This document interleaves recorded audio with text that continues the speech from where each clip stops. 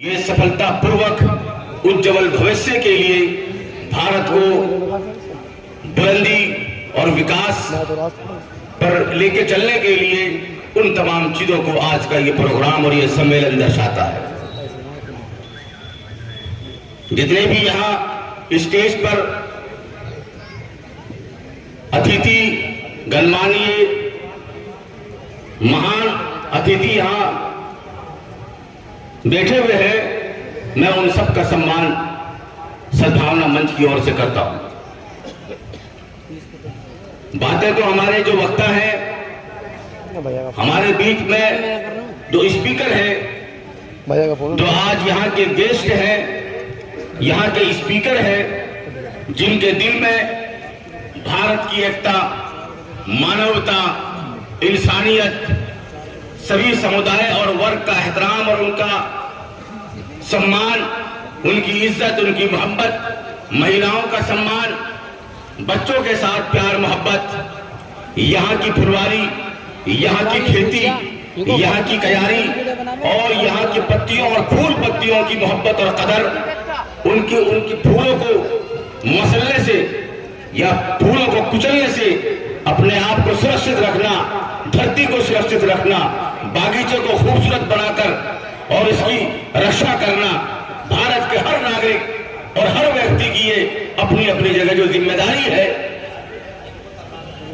उसको आज यहाँ बताने के लिए हमारे बीच में वक्ता मेहमान यहाँ बैठे हुए हैं। वो अपने अपने समय में अपनी बात रखेंगे। आज के इस शुभ अवसर पर इस सम्मेलन में हमारे बीच कई अहम अतिथि हैं, जिनका परिचय हमारे यहाँ के जो साथी हैं वो आके बताएंगे। अलग अलग समाज के अलग अलग वर्ग के, अलग अलग बरादरी, अलग जात के, अलग अलग क्षेत्र इलाके से आए हुए यहाँ हमारे भाई यहाँ बैठे हुए हैं, सबके बारे में बताएंगे। लेकिन बस बात यही है कि देश न बंटने पाए। जो गांव हमारे हिंदू भाइयों के हैं, फिर 4 गांव उनके हैं, तो 2 गांव उस समुदाय के हैं। एक डिस्ट्रिक्ट में अलग अलग 2 किलोमीटर पर, 4 किलोमीटर पर, 3 किलोमीटर पर अलग अलग बस्तियां और गांव बसते हैं, जिनमें अलग अलग समुदाय के लोग रहते हैं। उनके रास्ते एक है, डाकखाना पोस्ट ऑफिस एक है, थाना पुलिस स्टेशन एक है, मार्केट बाजार एक है, रास्ते एक है, सड़क एक है, बागीचा रटोल के आम बिकते हो या रटोल के आम है तैयार होते हो, वो भी सबके लिए एक है। दिल्ली एक है, रास्ता एक है, सब तमाम चीजें, स्कूल एक है और जितने भी स्थान है वो सबके लिए जो उनके काम की जो जगह है सब एक है। एक साथ गाड़ियों में चलना है, कार सवारी, बाइक और बैलगाड़ियों में या ठेले में सामान लेकर चलना है, बस्तियों इलाकों में अपने सामान बेचने हैं, एक साथ एक गांव में चलना है। अगर दिल में भय होगा, अगर दिल में नफरत होगी, अगर घिन और गुस्सा होगा, लिबास को देखकर, कपड़े को देखकर, धर्म को देखकर, मजहब को देखकर, समाज को देखकर, बरादरी को देखकर, जात को देखकर, दाढ़ी मूछ को देखकर, उनके यूनिफॉर्म देखकर, उनके खाने पीने को लेकर, उनके बच्चों को लेकर, उनके बुर्के को लेकर, उनके पर्दे को लेकर, उनके समाज को लेकर के, तो ये समझ लीजिए कि देश कमजोरी की तरफ जा रहा है, देश विकास की तरफ नहीं जा रहा है। देश का विकास अगर होगा तो एक दूसरे की सहायता करने से होगा, एक दूसरे की मदद करने से होगा। जो कहा कि ये तुम्हारी भी बिटिया है और मेरी भी बिटिया है, कि आज ऐसा लग रहा है कि आज हमारी बिटिया यहां से विदा हो रही है, तो इसे ये मालूम हुआ कि दोनों व्यक्ति में जो हृदय है, जो दिल है, वो एक है कि बिटिया उनकी है। लेकिन हिंदू भाई ने, पंडित जी ने कहा कि ये भी मेरी बिटिया है, उनकी आंखों में आंसू थे। ये डिफरेंस कहां से आया? ये समाज में भेदभाव कहां से आया?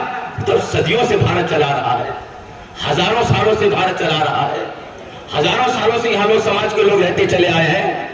खान पीन, सम्मान, खेती बाड़ी, रोजगार, कारोबार, दुकान, सम्मान, ये सब कुछ साथ करते हुए आए हैं। ये भेदभाव कहां से आया? ये भिन्न जातियों के बीच। इसलिए भारत का वही वतन की जमीन से धरती से उसको मोहब्बत और प्यार है। वो देश के लिए बलिदान देता है, देश के विकास के बारे में सोचता है, देश के पेड़ पत्तियों और यहाँ के फूलों और यहाँ की खुशबुओं और यहाँ के महक को सम्मान करता है, सम्मान देता है। वो भारतवासी है, वो देश का वफादार है और देश का सम्मानित व्यक्ति है। आज की ये सभा, आज का ये सम्मेलन जमीयत उलमा हिंद ने, जमीयत उलमा हिंद के वो इतिहास है कि 103 साल हो गए। सन 1919 में दिल्ली में जब जमीयत उलमा हिंद की स्थापना हुई, आज इसका हेड ऑफिस ITO नई दिल्ली में है। आप कभी आइए, ITO नई दिल्ली में हमारे जो प्रेसिडेंट है जमीयत उलमा हिंद के अध्यक्ष हजरत मौलाना महमूद मदनी साहब, जो पूर्व राज्यसभा MP रहे हैं, ये उनकी सोच है। कैबिनेट जो हमारी वर्किंग कमेटी है, उन सब की ये सोच है कि ये देश में क्या, कोई मंच से, कोई स्टेज से किसी को ललकारने की बात करता है।